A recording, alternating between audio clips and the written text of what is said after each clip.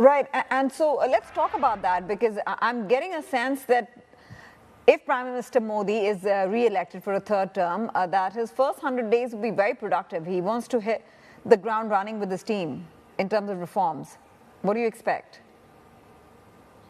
Certainly, I mean, 100 days, it's not a very long time, but I think the first deliverable will certainly be the budget. The interim budget was tabled in February.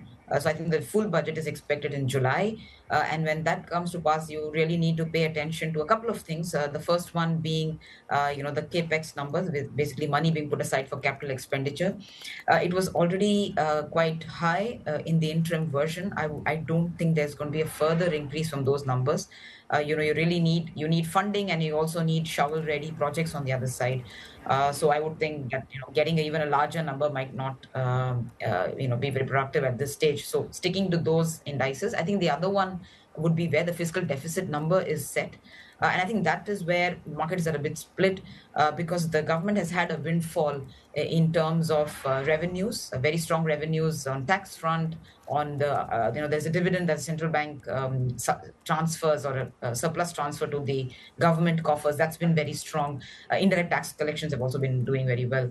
So they've got quite a bit of buffer, and so now the interest is in seeing how that buffer is going to be used. Would you cut borrowings? Would you bring down the fiscal deficit?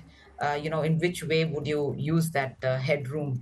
So certainly the budget would be the most important one. And thereafter, I would think policies on, which might not be accomplished within 100 days, but policies on the PLI incentives, what kind of fine tuning, which sectors get that benefit, and then of course the larger ones, which is the labor market and land reforms.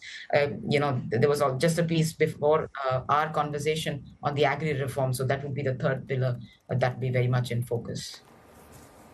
Right, and there was talk about constitutional reforms, which I know doesn't have that much impact on the economy, but if they don't get two-thirds majority, which is 360 seats as an alliance for the NDA, then you do not think that, they would go through. How much are clients really talking about it? Whether it's the Uniform Civil Code, whether it's about getting the judicial reforms going, police reforms, what have you?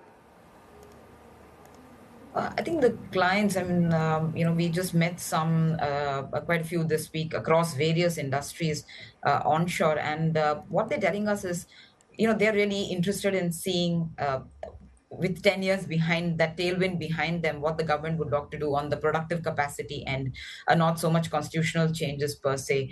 I think bringing in ease of doing businesses, those efforts or measures have already been set into motion. They're keen to see, how far this will go, because we need to remember that right now the capex cycle as a whole, there are two parts to it which are functioning very well. Which is the government, the public sector part of it, and the private non-corporate part of it, right, which are the households. So the households have been participating strongly in the capex cycle through real estate construction and the others. This part is the one that's already been set into motion. So the corporates, in fact, are looking for measures to entice them as well to come into this fold and participate and contribute to this capex up move.